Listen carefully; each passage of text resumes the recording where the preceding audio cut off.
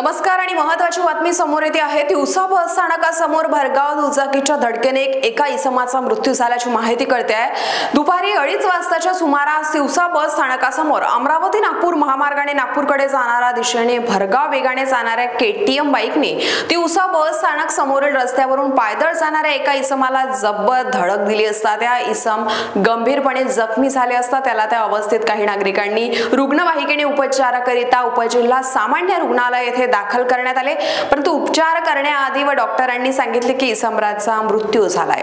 मृतक इसमाचे नाव संजय पाटील वय 56 राहणार शेंदूरजना मावरा हे आहे। दुचाकी वाहनावर एक तरुण आणि एक तरुणी स्वार होते। हे सुद्धा या अपघातामध्ये गंभीर जखमी झाल्याची माहिती मिळते।